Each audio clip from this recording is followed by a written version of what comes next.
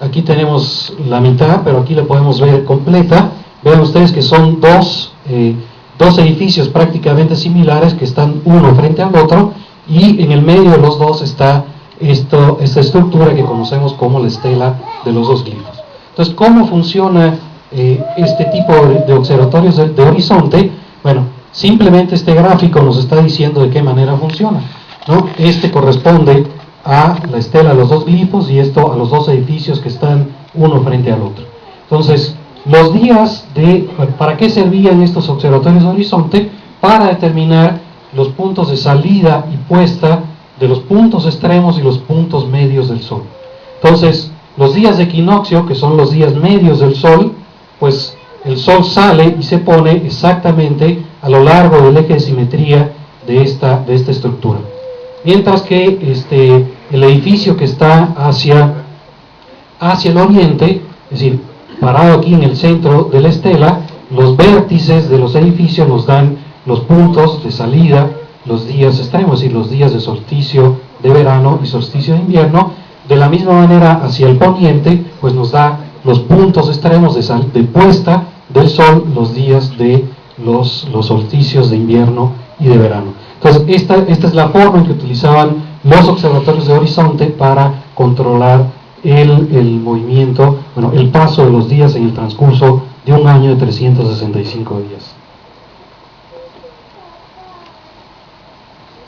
Entonces, si nosotros nos paramos observando hacia el este o hacia el oeste, lo que vamos a ver es este movimiento del Sol, ¿no?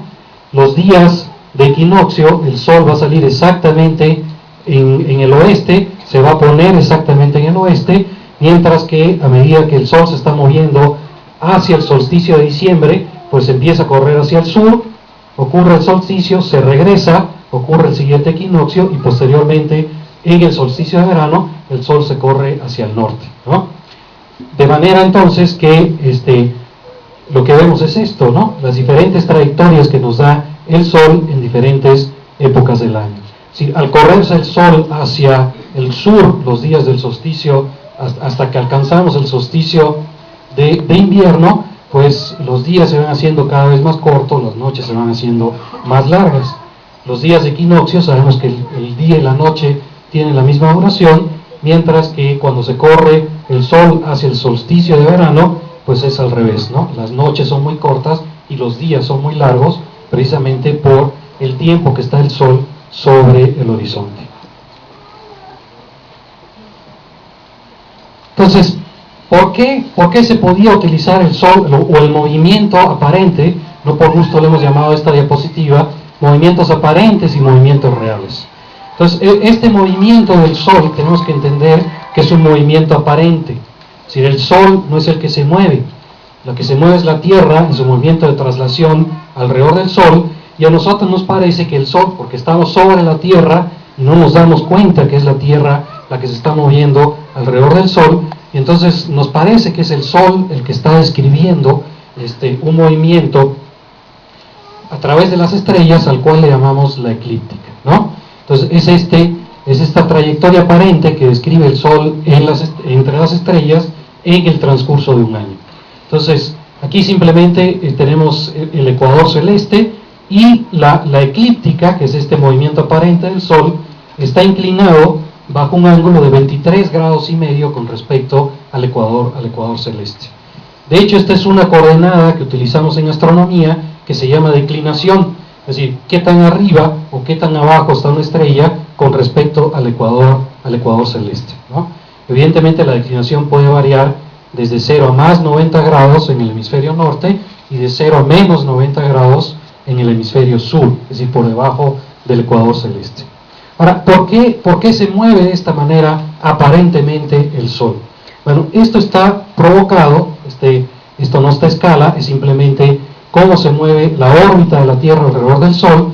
Lo importante es que el eje de rotación de la Tierra está inclinado bajo un ángulo, aquí dice 24, pero en realidad es 23 grados y medio con respecto al plano de la órbita. Y fíjense que exactamente ese es el ángulo de inclinación que tiene la eclíptica con respecto al ecuador celeste. Entonces, esto no es más que un reflejo de la inclinación que tiene el eje de rotación de la Tierra con respecto al plano de la órbita de la misma Tierra alrededor del Sol. Entonces, aquí simplemente lo que hacemos es poner un poquito más grande esto para que vean todos los números, si alcanzan a verlos, a lo mejor tampoco, pero aquí tenemos la inclinación, 23 grados 27 minutos, que es también lo que nos define las zonas de los trópicos, es decir, 23 grados 27 minutos norte tenemos el trópico, y 23 grados 27 minutos al sur tenemos el otro trópico, ¿no? Entonces son las zonas entre los trópicos. Lo curioso es que esta inclinación del eje de rotación de la Tierra se mantiene en toda la traslación alrededor del Sol, y eso hace que efectivamente dé origen a las estaciones, porque los rayos solares no inciden de la misma manera sobre la superficie de la Tierra si la Tierra está en diferentes posiciones en su órbita alrededor del Sol. Entonces aquí tenemos la manera en la cual inciden los rayos solares sobre la superficie de la Tierra los días de solsticio, que son los extremos, y cómo inciden los rayos solares sobre la superficie de la Tierra los días de equinoccio, que son los puntos medios. Entonces, gracias efectivamente de que está inclinada el eje de rotación de la Tierra y que esta inclinación se mantiene en todo el periodo de traslación, podemos tener diferentes estaciones, cuando en el hemisferio norte sabemos que es verano, en el sur es invierno, y viceversa, ¿no? Por la forma en que inciden los rayos solares sobre la superficie de la Tierra.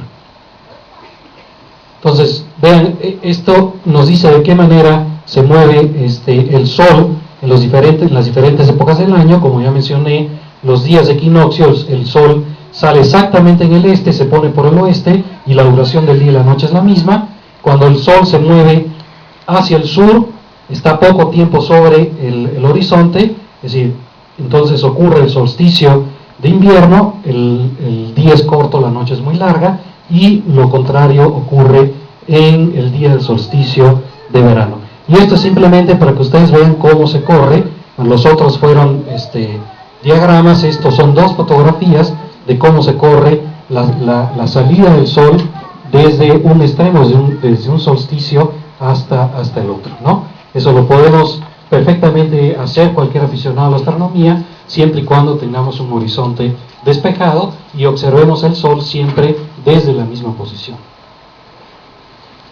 Otro aspecto muy importante que también se utilizaba para el control del calendario son los que llamamos los observatorios cenitales. El paso cenital del Sol es cuando el Sol al mediodía está exactamente sobre la cabeza de un observador, es decir, la sombra que proyecta coincide con la base y entonces no hay sombra. Bueno, para nuestras latitudes, afortunadamente, ocurre el paso cenital del Sol 2 veces al año. Es decir, entre los dos trópicos, entre 23 grados 27 minutos norte, 23 grados 27 minutos sur, 2 veces al año el Sol pasa por el cenit. Y precisamente eso era utilizado para construir estos observatorios que se llaman observatorios cenitales, es decir, en una cueva, que puede ser natural o artificial, se construían estas estructuras verticales de manera que se podía controlar el momento en que entraba el Sol y poder controlar los días en el cual ocurría el paso cenital del Sol. Bueno, estas son dos fotografías tomadas de un observatorio cenital que también tenemos en Xochicalco. Voy un poquito rápido y efectivamente para que ustedes vean, no tenemos tiempo suficiente, pero créanme que es importante esto que está señalado acá en rojo, ¿no? Para una latitud geográfica dada, solo las estrellas cuya declinación, recuerden que es qué tan arriba o qué tan abajo está una estrella con respecto al ecuador celeste, solo pueden pasar por el cenit aquellas estrellas cuya declinación sea igual a la latitud geográfica del lugar donde está el observador.